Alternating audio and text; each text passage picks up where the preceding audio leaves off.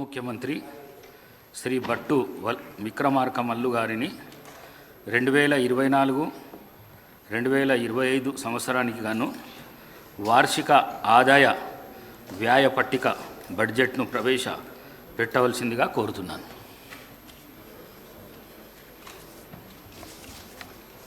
Honorable Speaker, sir, with your permission, I beg to present the annual financial statement, budget for 2024-25.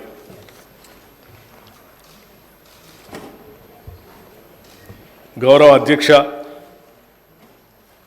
నా తెలంగాణ కోటి రతనాల వీణ అని మహాకవి దాశరథి గారు చెప్పిన తెలంగాణను సాకారం చేసిన శ్రీమతి సోనియా గాంధీ గారి ఆశీస్సులతో కాంగ్రెస్ ప్రభుత్వ తొలి పూర్తి రాష్ట్ర బడ్జెట్ను ప్రవేశపెడుతున్నందుకు నేనెంతో సంతోషిస్తున్నాను.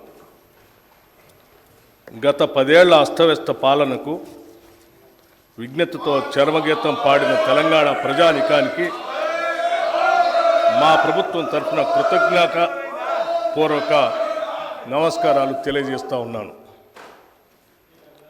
ప్రత్యేక తెలంగాణ రాష్ట్రం ఏర్పడితేనే తమ కలలు సాకారం అవుతాయని తెలంగాణ ప్రజల ప్రాణాలు సైతం ఒడ్డి సుదీర్ఘకాలం ఉద్యమించారు.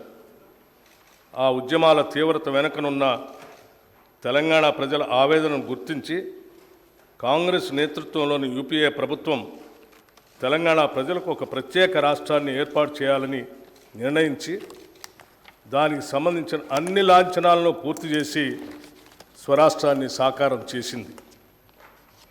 తెలంగాణ రాష్ట్రం ఏర్పడిన తర్వాత గత దశాబ్ద కాలంలో రాష్ట్ర పురోభివృద్ధి ఆశించిన మేరకు జరగలేదు.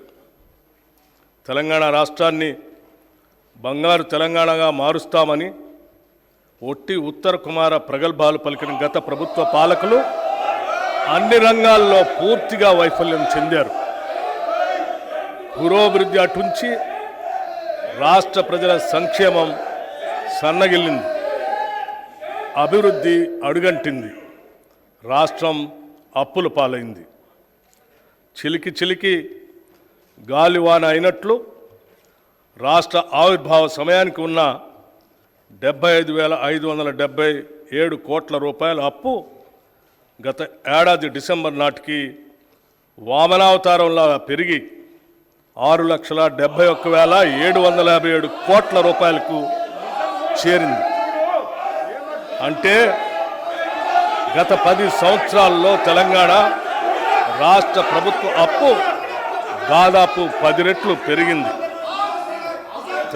తదనుగుణంగా రాష్ట్ర అభివృద్ధి జరగలేదన్నది అక్షర సత్యం.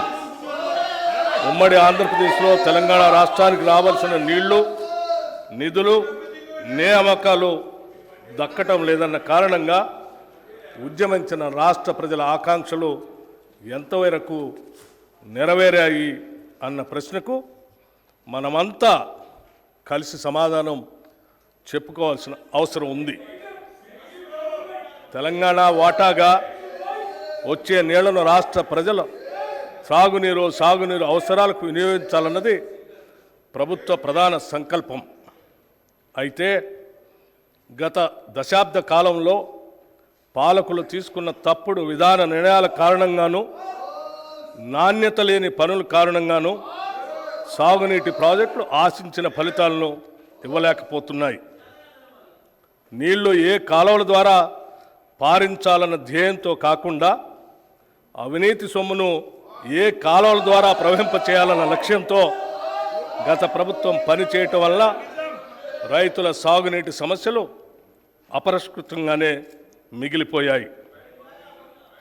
పర్యవసానంగా మన నీళ్లను మనం సమర్థవంతంగా వాడుకోలేని పరిస్థితి దాపురించింది. ఈ పరిస్థితి నుండి బయటపడే విధంగా తగిన దిద్దుబాటు చర్యలను చేపట్టడంతో పాటు మరింత మేలైన ప్రాజెక్టుల నిర్మాణం చేపట్టాలనే కృతనిశ్చయంతో ఈ ప్రభుత్వం ఉంది.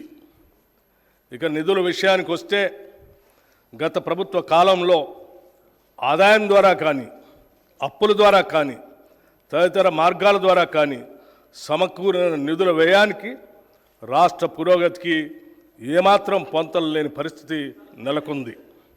ఓ పక్క అప్పులు పెరగడంతో పాటు వేరొక పక్క బిల్లుల బకాయిలు భారీగా పెరిగిపోవటం వల్ల రాష్ట్ర ఆర్థిక పరిస్థితి ప్రమాద స్థాయికి చేరుకుంది.